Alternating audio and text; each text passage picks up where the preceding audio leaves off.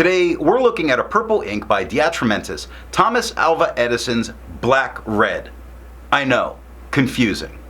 Hi, I'm Adam, and I'm an ink guy. I get inks, test them, and share the results with you. There's timestamps down below where you can skip around, but if you've got the time, I'd appreciate you checking out the entire video. Now you can follow me on Instagram as an ink guy, and if you like fountain pen ink reviews, don't forget to subscribe. In order to make sure I have a range of experience with this ink, I do the writing samples. I then put it into this Kaweco Brass Sport, broad nib, wrote with it for a day, and used it to take the notes for this video. This first writing sample is done on Clairfontaine, Tomoe River, and Rhodia paper. Additional papers will show up later. Now, let's look at the writing sample. I picked this ink up in sample form, so it came in a vial like this. And to keep my writing samples consistent, I use a Jinhao 159 with a Goulet 1.1 stub, a Jinhao X450 with a Goulet medium, and a Jinhao X750 with a Goulet extra fine. Let's take a look at the Clairfontaine. That has no bleeding, no ghosting. The 1.1 has no feather, spread, halo, sheen, and no shade. The extra fine is a bit lighter than the stub with no feather, spread, halo, no sheen. It's got a light peppering of shading, just a few spots, some darker letters are there. 5 seconds to dry. The medium is the same tone as the extra fine with no feather, spread, halo, sheen, and no shade. 11 seconds to dry. The scrubby for both show us no color variation, although we did get some light peppering in the extra fine. Tomoe River. No bleeding, normal Tomoe River ghosting. The 1.1 with no feather, spread, halo, sheen, and no shade. The extra fine is lighter than the stub with no feather, spread, halo, sheen, no shade. 9 seconds to dry. Medium is the same tone as the stub with no feather, spread, halo, sheen, or shade. 15 seconds to dry. The scrubby for both show no color variation, cause there is none. Rhodia with no bleeding, no ghosting. The 1.1 has no feather, spread, halo, sheen, and no shade. The extra fine is lighter than the stub with no feather, spread, halo, sheen, a very light peppering of some shading spots. 6 seconds to dry. Medium is the same tone as the stub with no feather, spread, halo, sheen, no shade, and 12 seconds to dry. Now the scrubby for both show us no color variation, although we do get some darker spots with the extra fine. I agree with Vita. I've learned a lot by doing multiple chromatographies.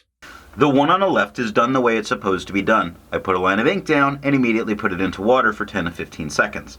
And we see this gray at the bottom that is not an uncommon element to see with the Atramentis inks that pushes its way up, and then we get a very nice bold red at the top. Now the one on the right that I let dry for 10 minutes before I dunk it into water, that gray is very much gathered at the bottom. Not a whole lot of it is pushing its way up. It's showing us what is going to be the permanent element of this ink. The red that's at the top, much brighter because the gray is not interfering with it. It's all on the line below. Resistance tests are done to see how well this ink can be expected to perform on the page, and more importantly, how hard it might be to clean from your pen. I let the smear dry for 3 days before testing it. Looking at the highlighter, it's the lowercase h that blows out a bit that makes me say I would not use this in a note-taking situation if I'm going to go back and highlight.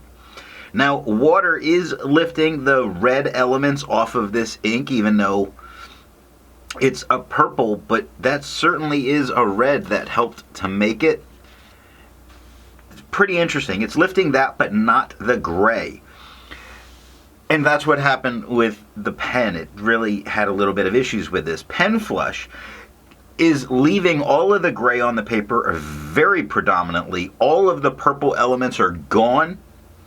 When it came to cleaning out my pen, I was able to get it all done with pen flush, but it did take a little bit of extra work.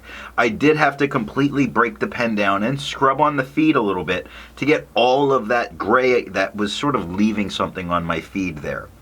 The 1/3 bleach solution I didn't need to use, but it does completely remove it from the paper. I test for viscosity or flow using a thing called a tilt test. I will link how I do that, the video of it, down below or up in the cards. I also then put it onto a standard distribution so it's more easily seen with all of the inks that I've tested. Now, for the inks I've tested, I've found an average viscosity of 2.5, with the realm of normal being from 2.1 to 2.9. The Atramentis Black Red has a viscosity of 2.22, making it normal. To find my average dry times, I use my writing samples. Now, for the inks I've tested, I found an average dry time of 17 seconds, with the realm of normal being from 13 to 21 seconds. The Atramentis Black Red has an average dry time of 10 seconds, making it a fast-drying ink. Instead of finding inks that look like the Atramentis Black Red, I would prefer to find an ink that complements its color on the page. I wanted to go with a nice black ink because I didn't want to take anything away from this purple. So I chose Diamine Jet Black. The second writing sample is done on Life, Apica CD, and Franklin Christoph paper. Here we're looking at Life paper. Man, I like this paper. I do. No bleeding and no ghosting. The 1.1 has no feather, spread, halo, no sheen, no shade. The extra fine is lighter than the stub, with no feather, spread, halo, sheen, no shade, 4 seconds to dry. Medium is the same tone as the stub, with no feather, no spread, no halo, no sheen, no shade, 9 seconds to dry. The scrubby for both show us no color variation, and there is none. Apica CD notebooks. Now, we do get spots that it went deep into the page, not through the page. With the medium, we do get a little bit of ghosting, just a little bit, not too bad. It wouldn't stop me from using the back of the page. It might stop some people. It might stop me some days, depends on my day. Anyway, the 1.1 has no feather, spread, halo, no sheen, no shade. The extra fine is lighter than the stub, with no feather, spread, halo, sheen, a very light peppering of some darker letters that do occur. It's kind of nice. It's not dramatic. It's very little, but look at the tone of the word brown, the tone of the word lazy. Very different. So the shading is there. 3 seconds to dry. Medium is a tad darker than the stub, with no feather, spread, halo, sheen, and no shade. 6 seconds to dry. Now the scrubby of the extra fine shows the tiniest bit of color variation, and we do get that little speckling of it up there. The medium shows none, and we got none. And Franklin Christoph paper, with no bleeding, no ghosting. The 1.1 had no feather, spread, halo, sheen, and no shade. The extra fine is lighter than the stub, with no feather, spread, halo, sheen, no shade, 3 seconds to dry. Medium is the same tone as did I say 3 seconds? 2 seconds to dry. Medium is the same tone as the stub, with no feather, spread, halo, sheen, no shade, 5 seconds to dry. The scrubby for both shows no color variation, and we didn't get any, and that is all that I have for writing samples. So what do I think of Atramentis Thomas Alva Edison's Black Red? This puts a very interesting purple down on the page, which I really do enjoy quite a bit while I'm using it.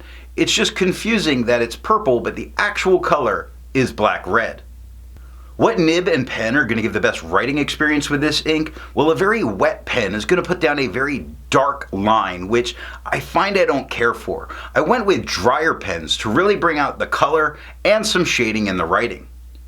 I do new ink reviews every single day, so if you're new here, go ahead and hit the subscribe button. Thanks for watching.